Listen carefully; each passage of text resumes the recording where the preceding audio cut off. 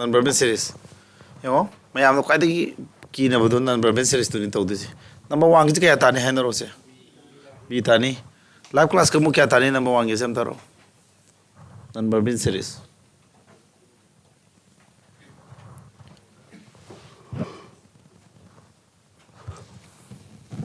क्या था नहीं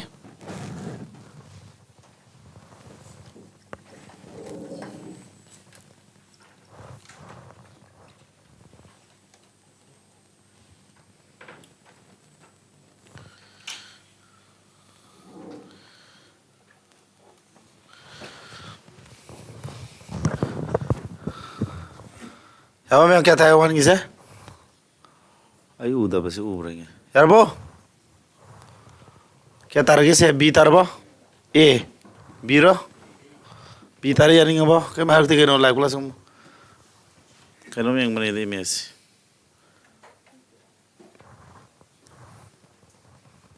सोमने काकलोक बोल दे बाबा सीजू उधे कहना यार बा बी तारबा हम बता रो रहा हाँ सही उधर जा रहे थे कहीं तो ना आई के दिन पोते ना रखो मैं हम नेक्स्ट तब खरन ग्राम तुम ना हेनो उन्हीं वो इधर कुछ कितना क्या क्या नहीं बा क्या तारे हालो अंदरो सी मैम संडे क्लास रेडी ले को संडे की तो पुंग क्या नहीं बैठा की तो निपान तो इन तो जी साना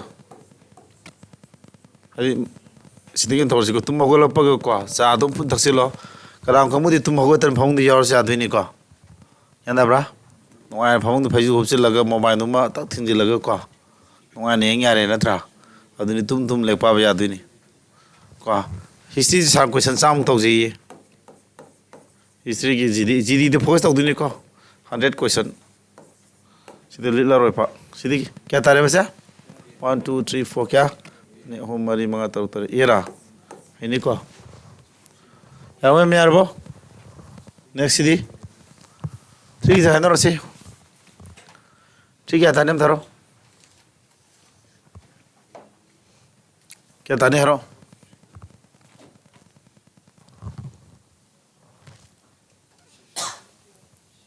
फोगी क्या तादे बम थारो आई उधर से आ रे को मैं आई माइक ममजंगरे मैं इसे उन्होंने कैमरा सेटिंग जी क्या हर हर उसी ने हाना वायन के से हदु का कौन आई एक्सप्लेन होगी कनो दी इदी संदल लक्तरबा गुड वेरी गुड है आई ना कनो पिजनी चांगना बगी से हना की से ओल जने नो मत लेफ्टन लाबा कनो पिजनी या बसिदी 6 करी कलो कलो वखन कलो सिदी नोय मैम को नवोदय कई द तोंनबा अंगांगी नमा लेदन को मेंटल एबिलिटी टेस्ट अदुगी टाइम नि सि हंगिसे हां सिकंद न कनो लात्रा न कनो लात्रा तीगी लाकप्रा क्या दरसा हेरो लाइव क्लास कम बुक क्या तरगे हां ये तानी सुम्ब्रो 6 12 18 26 की सलाम नत्रा तरुमा तरुनी तरुम तरुमरी तरुमंगा नत्रा कदाय लेबम थोय ओयेट ओयरोमदा येलोमदा ओयरोमदा येलोमदा ओयरोमदा लेबम थोय को ओयरोमदा क्या लेदिबा 30 लेदि नत्रा सीनी समंग तारानी को ये तना क्या लेदिबा सी समंग मखादा 78 72 क्या हंदई सिको हनना सभी का 72 सिसंदब्रा सीधी तो हंदब्रा सीधी 18 हंदब्रा सिसकी सलाम नत्रा तरोमा तरोनी तरुम तरुमरी हंदा तरुमरी क्या कुमरी हंदा क्या तारे ट्राइमान थोपरा 18 तो कदम लेदिबा येट ओय येट लेदि नत्रा सोमदा ट्राइपा लेदिनेबा सिदना क्या 30 सीता दे ऑप्शन नंबर ये तारे हिने को मैम जानिंगे को सा लाइब्रो लुब्रो येगो क्वेश्चन कुन मुंग नेना से को ngasi नंबर सीरीज से क्वेश्चन नंबर दि लाथुनि था सिप नत्रसिना यस फोर शिफ्ट हंगी को क्वेश्चन लादी नई शिफ्ट खुद क्या तानी क्या लाए 3 4 5 6 याबदी क्या ना नत्रा सिखई अहम सिखई मरी सिखई मंगा तरुक मरी सिखई तरुक क्या तारे 6 तारबा है मथंदी सिदी 5 खिसे मारो 5 खिस क्या ताने 5 खिस आरो क्या तानी 5 खिसे क्या तादे बा क्या ताई नोगी दे 5 खिसे क्या ताना रे ये अहम अहम अहम को सिदे के दौरे ट्रायंगल में यारप्रा ट्रायंगल क्या सुरे सिदे क्या सुरे मथंद मरी सुदी नत्रा मथंद क्या रानी मंगा सुबह सीबो लाख थी नत्रा ऑप्शन क्या ना हेरने को ये तारे रोहित कैसाम ओजियस या मेरे कौनथोक जा मेरे को मथंग दी शिम में से क्या तारे मथंग दी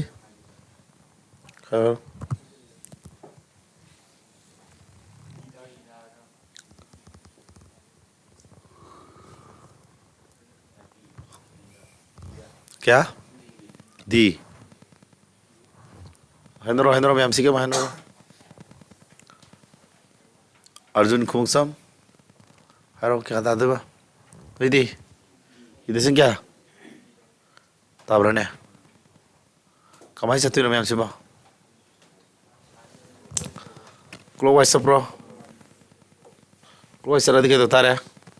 सिगी ट्रायंगल जिकदा लेदीबा सिलाई दी ताब्रा अतई दी हेंद्रो लाइव क्लास कंबू si triangle manungda si triangle som lani mai maning da si leidu natro si sume ko heriba mayam sibo taba yadro sim toro saben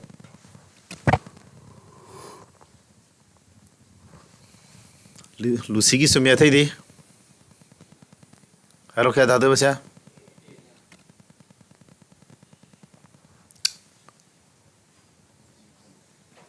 क्या नो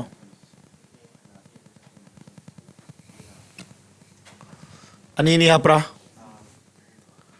सिदा नाम अनी हाप्तरे को सी अनी हाप्सले सितारे को अमुक सिदा सी अनी हाप्सलगा सितारे को दा सिदगे मके दोरे सी अनी हाप्सले सितारे को सिदा अनी हाप्सले दी अनी हाप्सि नत्रो तद क्या तारे हेरो इधर में अनी हाफने में सिखे अनी समझन मने नत्रो लाइव क्लास का मुद्दे यारबो दिसन जा रहा हाँ अतई दी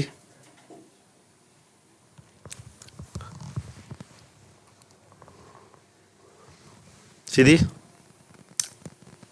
तुम नहीं है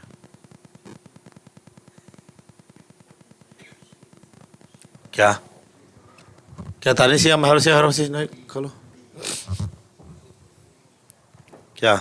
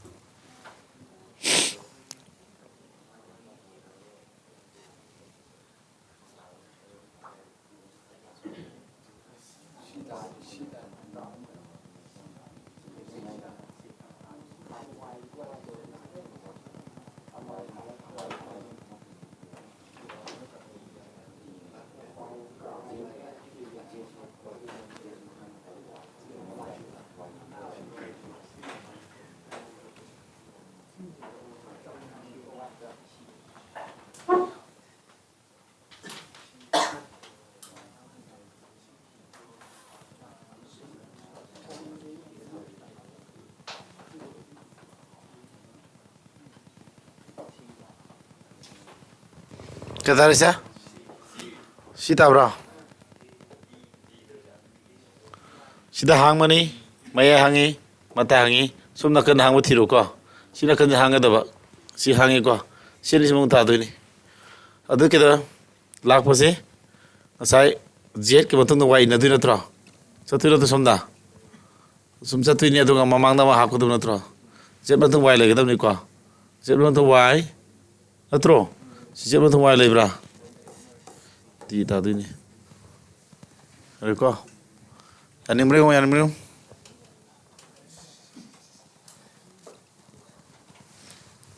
Sidi.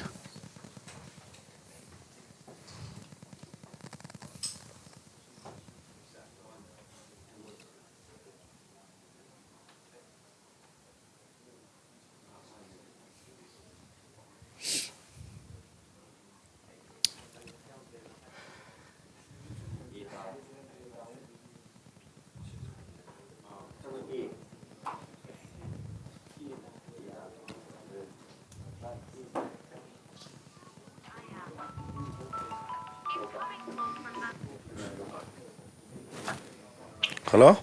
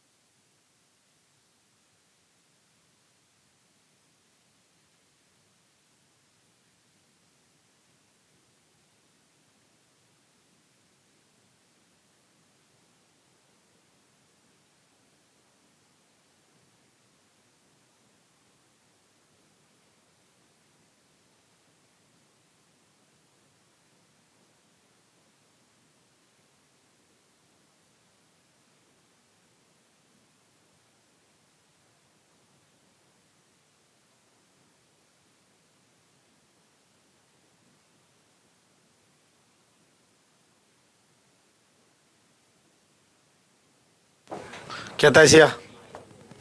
Kaya tayo Iya ta bro. Ama ani ahum mari. Ama ani ahum mari mga. Ama ani ahum mari mga taru.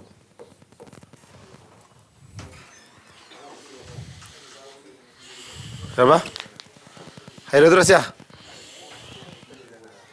Atau sini kaya ini hero? Sini kaya itu no?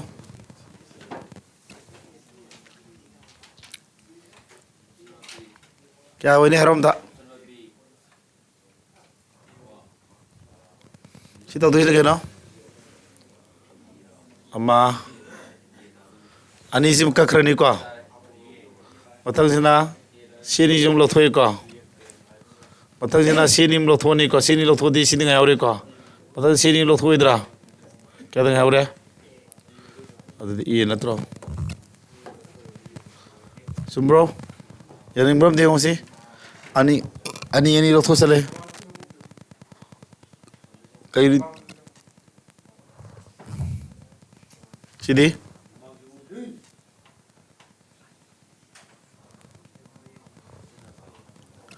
Biro se e ta du ni ko si.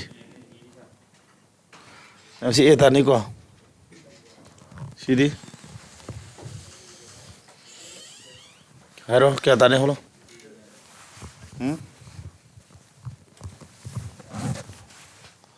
क्या ताने हरो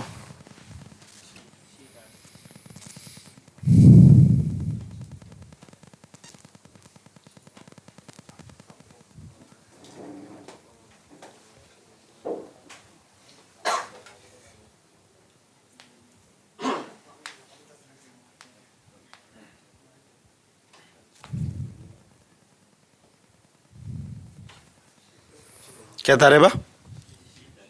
सीधा bro सीधा तो सीधा ले रहा बसती क्या तो बसा अमो मामा थोक ब्रा सीधा अनिमो मामा थो बा सीधा ना क्या मामा थो है ꯑꯃ ꯑꯅꯤ ꯑꯍꯨꯝ ꯃꯃꯥꯏ ꯑꯣꯟꯊꯣꯛꯑꯕ ꯃꯊꯪꯗꯗꯤ ꯁꯤꯁꯨ ꯃꯃꯥꯏ ꯑꯣꯟꯊꯣꯛ ꯌꯥꯎꯁꯤꯜꯂꯅꯤꯀꯣ ꯃꯔꯤ ꯃꯃꯥꯏ ꯑꯣꯟꯊꯣꯛꯑꯅꯤꯀꯣ ꯁꯤ ꯑꯅꯤꯗꯤ ꯂꯦꯡꯉꯣꯏ ꯅꯠꯇ꯭ꯔꯥ ꯁꯤꯗꯤ ꯀꯅꯥ ꯇꯥꯔꯦ ꯅꯠꯇ꯭ꯔꯣ ꯃꯔꯤ ꯃꯃꯥꯏ ꯑꯣꯟꯊꯣꯛꯀꯗꯕꯅꯦꯕ ꯁꯤꯗꯤ ꯂꯦꯡꯉꯣꯏꯕꯀꯣ ꯌꯥꯔꯕ ꯃꯌꯥꯝ ꯑꯣꯞꯁꯟ ꯅꯝꯕꯔ ꯁꯤ ꯇꯥꯔꯦ ꯌꯥꯅꯤꯡꯕ꯭ꯔꯣ ꯒ꯭ꯌꯥꯟ ꯇꯥꯕ꯭ꯔꯣ ꯌꯥꯔꯕꯣ ꯀꯅꯥꯅꯣ ꯕꯤ ꯀꯣꯂꯦꯖꯁꯤꯅ ꯉꯥꯁꯦꯞꯐꯝ ꯁꯣꯚꯥꯄꯇꯤ ꯐꯖꯩ ꯃꯤꯡꯗꯨ ꯅꯩꯗ꯭ꯔꯣ ꯉꯥꯁꯦꯞꯐꯝ ꯍꯥꯏꯁꯦ ꯉꯥꯁꯦꯞ ꯌꯥꯝ ꯆꯥꯔꯝꯗꯧ ꯃꯥꯜꯂꯦ ꯀꯣ ꯁꯤꯗꯤ ꯀꯃꯥꯏꯅ ꯇꯧꯗꯦ ꯍꯥꯏꯔꯣꯁꯦ ꯈꯜꯂꯣ ꯁꯤ ꯍꯌꯦꯡꯅꯦ 1 question ꯗꯥꯏꯔꯦꯛ ꯂꯥꯛꯇꯣꯏꯅꯤꯀꯣ 1 question compulsory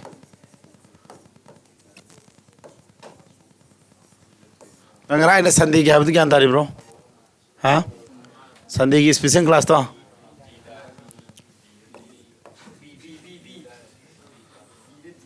ꯍꯟꯗꯛꯀꯤ ꯁꯟꯗꯦ ꯍꯤꯁꯇ꯭ꯔꯤꯅꯤꯀꯣ ꯃꯊꯪꯒꯤ ꯁꯟꯗꯦꯅ ꯖꯤꯑꯣ ꯃꯊꯪꯒꯤꯅ ꯄꯣꯂꯤꯇꯤ ꯀꯣꯏꯁꯟ ꯆꯥꯝꯃꯅꯤ ꯁꯟꯗꯦ ꯈꯨꯗꯤꯡꯒꯤ ꯄꯨꯡ 2ꯗ 2 hourꯗꯀꯣ ꯀꯣꯏꯁꯟ ꯆꯥꯝꯃ ꯍꯟꯗꯛ ꯖꯤꯗꯤꯒꯤ ꯅꯣꯏ ꯅꯩꯔꯗꯝ ꯈꯔ ꯍꯟꯗꯛꯇꯤ ꯁꯤꯗ ꯈꯟꯗ꯭ꯔꯗꯤ ꯅꯣꯏ ꯈꯜꯂꯔꯣꯏ ꯄꯣꯂꯤꯇꯤ ꯃꯊꯪꯗ ꯏꯀꯣ ꯑꯗꯩ ꯃꯊꯪꯗ ꯁꯤ ꯍꯦꯛ ꯂꯣꯏꯕꯒ ꯀꯔꯦꯟ ꯑꯦꯐꯤꯌꯔ ꯄꯥꯏꯔꯅꯤ ꯁꯤ ꯂꯣꯏꯕꯒ ꯖꯦꯅꯔꯦꯜ ꯁꯥꯏꯟꯁ ꯀꯥꯡꯕꯨ ꯄꯥꯏꯔꯅꯤ ꯁꯤ ꯂꯣꯏꯕꯒ ꯀꯩꯅꯣꯒꯤ ꯑꯇꯩ ꯏꯁꯇꯦꯇꯤꯛ ꯇꯣꯄꯤꯛꯁ ꯍꯥꯏꯗꯤ ꯏꯁꯄꯣꯔꯠꯀꯨꯝꯕꯒꯤ ꯁꯟꯗꯦ 1 2 3 4 5 6 7 ꯀꯣ ꯁꯟꯗꯦ 6 7 ꯁꯤꯃ ꯂꯦꯝ ꯃꯥꯡꯍꯜꯂꯔꯣꯏꯗꯣꯏꯅꯦ ꯑꯩꯈꯣꯏꯅ ꯇꯧꯗꯣꯏꯁꯤꯀꯣ ꯀꯌꯥ ꯇꯥꯔꯦ ꯁꯤ ꯃꯌꯥꯝ ꯑꯅꯤ ꯂꯧꯊꯣꯛꯄ꯭ꯔꯣ ꯌꯦꯡꯉꯨ ꯁꯤ ꯑꯅꯤ ꯂꯧꯊꯣꯛꯈ꯭ꯔꯒ ꯁꯤ ꯇꯥꯔꯦꯀꯣ ꯁꯤ ꯑꯅꯤ ꯂꯧꯊꯣꯛ ꯀꯩ ꯇꯥꯔꯦ ꯁꯤ ꯇꯥꯔꯦꯀꯣ ꯁꯤ ꯑꯅꯤ ꯂꯧꯊꯣꯛꯑꯒ ꯁꯤ ꯇꯥꯔꯦꯀꯣ ꯃꯊꯪꯗ ꯁꯤꯒ ꯀꯅꯥ ꯂꯧꯊꯣꯛ ꯇꯥꯔꯦ ꯀꯌꯥ ꯇꯥꯔꯦ ꯁꯤ ꯇꯥꯍꯧꯔꯕ ꯁꯤ ꯀꯌꯥ ꯇꯥꯔꯦ ꯍꯩꯔꯦ ꯌꯥꯝ ꯂꯨꯗꯦꯀꯣ ꯂꯨꯕ꯭ꯔꯥ ꯂꯨꯗꯦꯀꯣ ꯐꯔꯦ ꯃꯊꯪ ꯅꯦꯛꯁꯁꯤꯗꯤ ꯁꯦꯝ ꯌꯦꯡꯉꯨ ꯀꯌꯥ ꯇꯥꯅꯤ ꯁꯤꯒ ꯑꯃ ꯍꯥꯏꯔꯣ ꯁꯤꯒ ꯍꯥꯏꯔꯣ ꯍꯥ ꯑꯦ ꯇꯥꯕ꯭ꯔꯥ ꯍꯥꯏꯅꯔꯣ ꯂꯥꯏꯚ ꯀ꯭ꯂꯥꯁ ꯀꯥꯡꯕꯨ ꯎꯕ꯭ꯔꯣ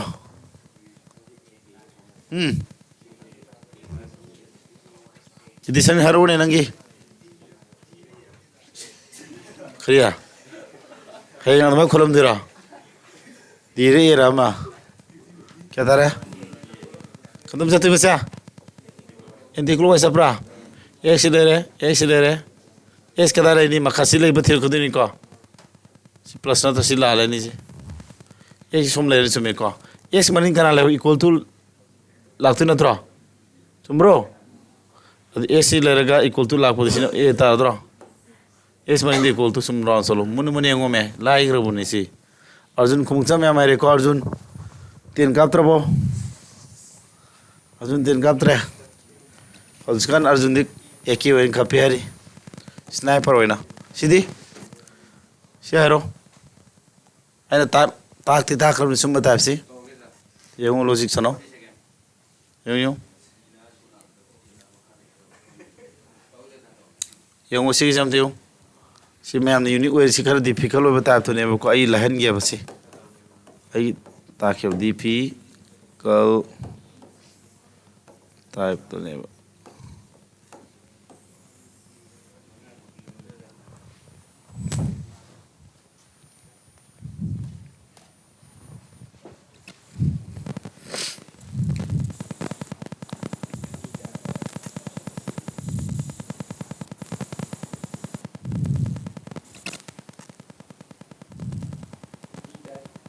क्या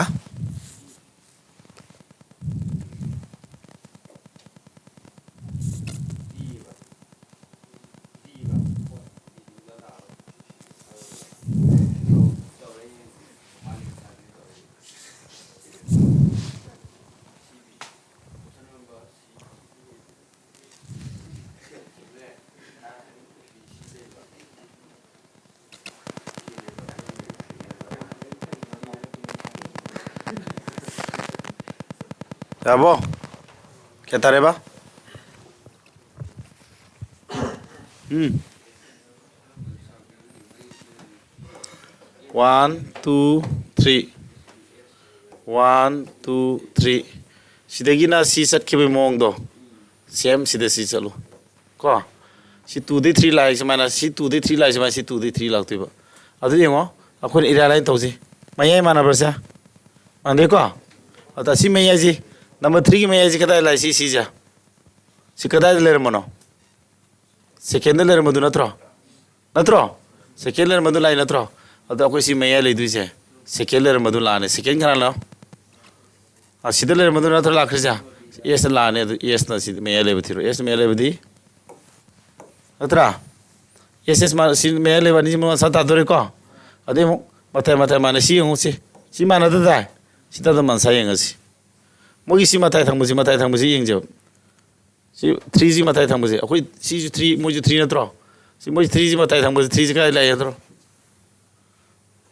na si mata thang el ka de la ye om subodar samandari na tro ani subada si de le ram potu si handara ga na thoi lak thoi ja ada akoi dikhe dore ani subada si le o si na ke do ba samandara lak thoi na tro o na si lak thoi ne ba o si de sumane bi aina haning is gan da bro sidagi sida satkiba mong du da sidai si sal analogy type da khalo sidai si satkiba mong do matau tama sidai si salo are ko ha sida lei basam yeng je si moi si ji ka mala si es tai ja kwai kasile ra maduna sum kara puna dro ata di kwai kasile sum kara puna ta di akhoi ju kwai kasile bi du na si ka khala ga sule ro dro bi na si lei du ne ma sum na ma le hor ka sum dro sia sum madam pulap yung be da ka de option trick toro loire arba ani nga sai sigi mayai de kana lege da buno na check to ka na sima option ni sima la la ni si ni sum dan sa oi dure kango adu matai si mana de matai si kana lege de check toro si matai de le report si kada la kuno si de le mo potun sum handar la kuno adu ta de akhoi jo si de le mo duna handar ga la ku do ne ona matai le si ni si ona matai le te la le herani ko byang gyan da hobro si tai do tai ta de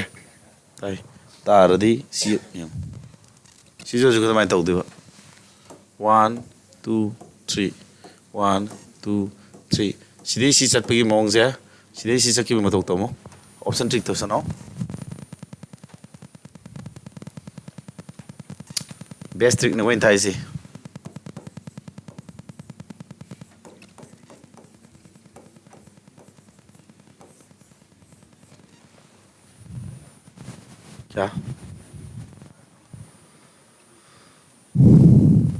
क्या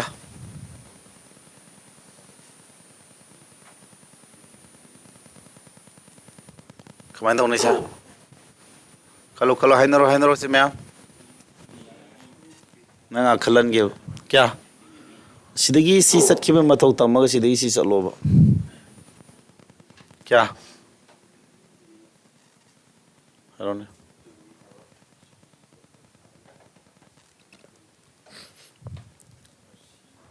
Hinzuka moi si mai ai kada de la si le jikai de la ke ani subas da si le madur ma thakka khal puna tro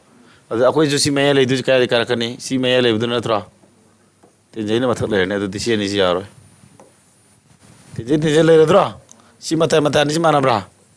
mana de ko si de gi akoi yenga si ada mata le du si kana moi mata le si kana kamai do laki si mata ji kamai do laki si mata le si makhale bu na sum ka khala gna tro akhoi jo number 2 da makha leba pi je sum ka khal law dra pi na si leba ta option number b ta si la le khud yeng do mani yeng option trick ta solo adu aina tawri sima 1 2 3 1 2 3 tawri sima na yamna nungai ba yam lai ba trick ne yam gyan tari ko sia arba b ta ja ningi ko next ti to 1 2 3 kala manga su do ni ko si amane hom manga su da dia de si tu de gi 3 la ku tu mai na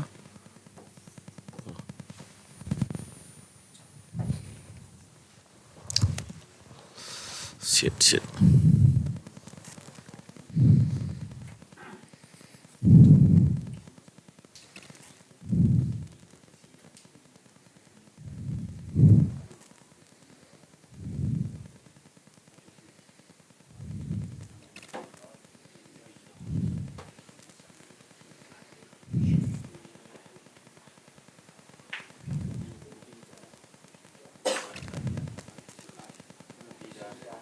क्या वो ma'am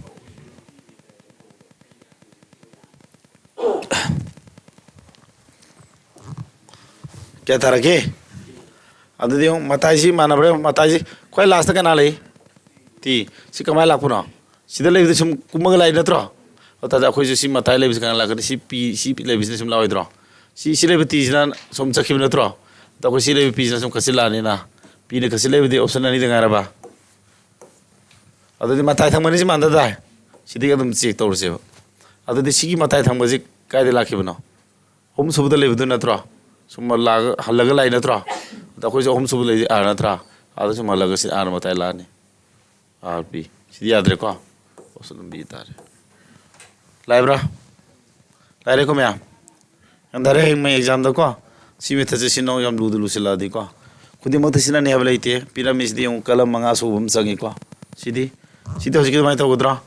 अमा अनि अहम अमा अनि हम अमा अनि हम को अदमानी एंद्रो सीधी अदमानी सलो रे को क्लॉकवाइज सले को क्लॉकवाइज सलो कई ताने रो यूं क्या ताने क्लॉकवाइज सले क्या ताने हम तारो मैं हमको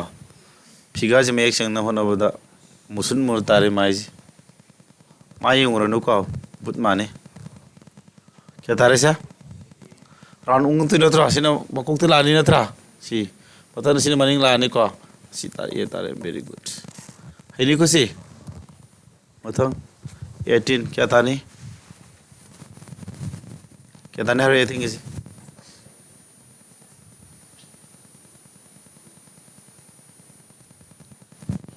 क्या था नहरो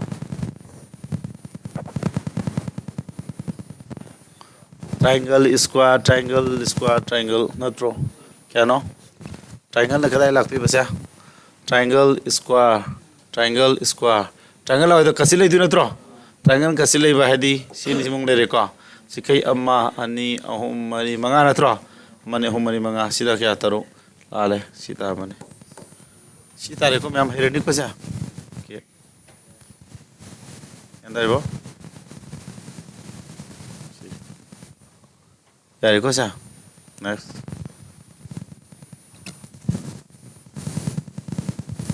नाइनटीन सितोरो हम तानो से सी कंपटीशन दोनों क्या था नहीं नंबर में सीरीज क्वेश्चन हम दिलाते हैं मिसी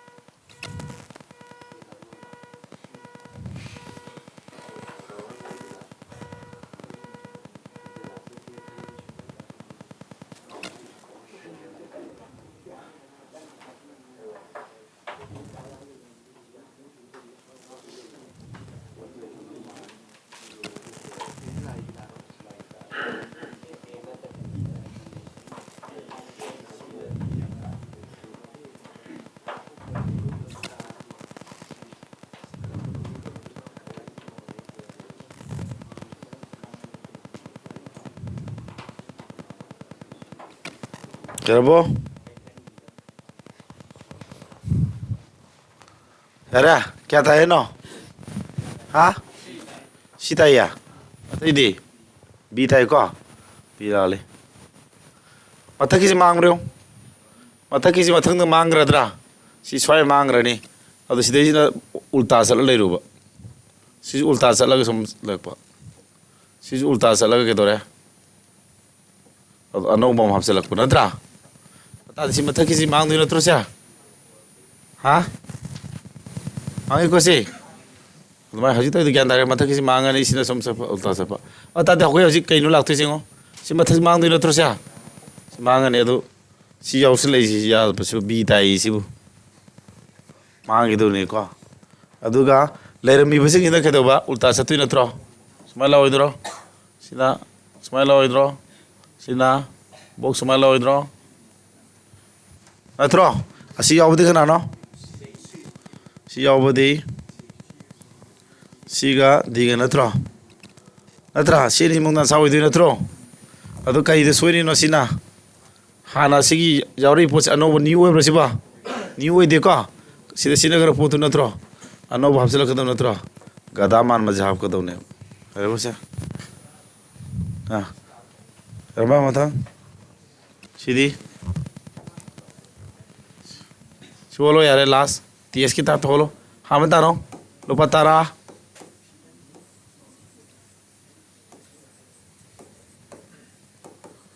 One te ama tara sal sini terla 1 lakh price le to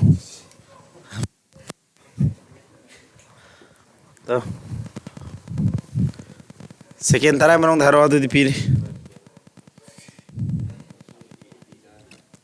क्या था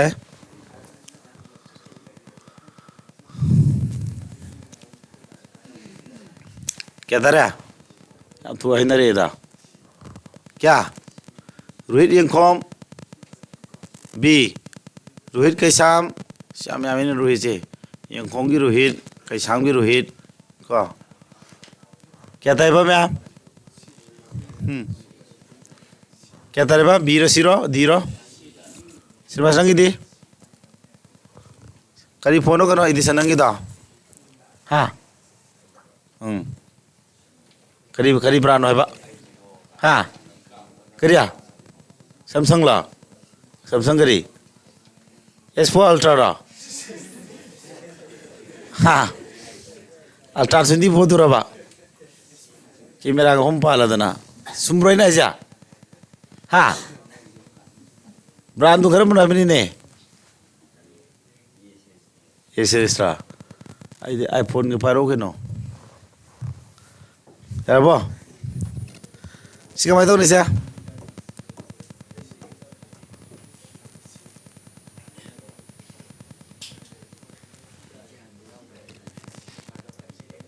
क्या था देबा 1 2 3 1 2 3 करम तरुक सुब्रा कमाई सके ने दग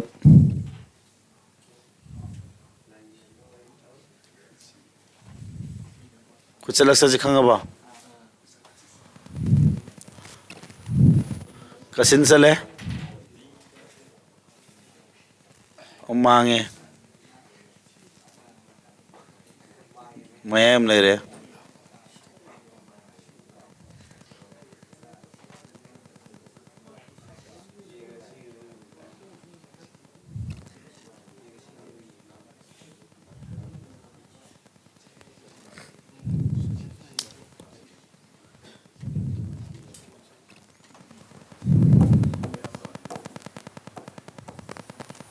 Yang sida lay mata singo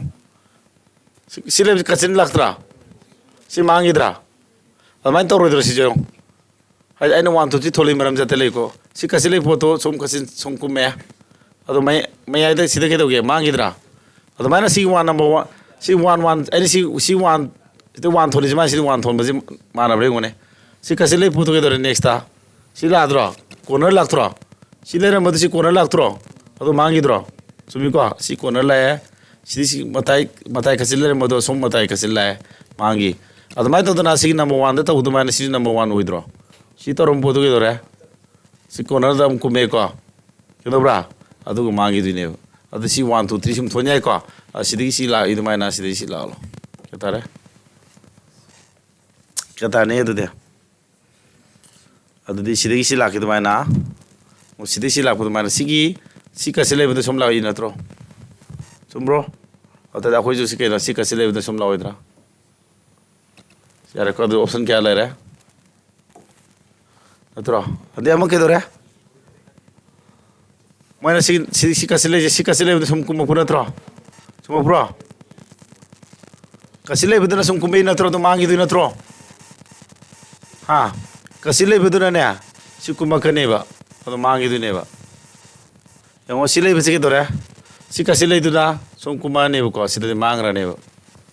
natro aduga si leibuse sum la si sume adudi makha leibuse kamai lai si kasi leibuduna ani su de leibuduna makha lai ba adudi akoi si de si makha la oidro ha si de makha la oidro si ni si yang matam da si sumdro option number C ji sumdro yani mo ma'am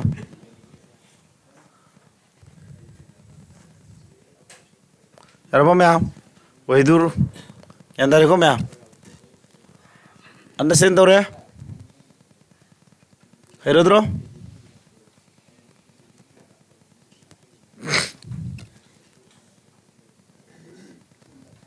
yare ko si tare ko okay yandar ba usi lage Kanada P the price ya people hungry na ya mana pasta jindana we the P the price ni demand ki pitho ke mo demand kan tori nomai maruli singa mai demand la me amai ko matha sari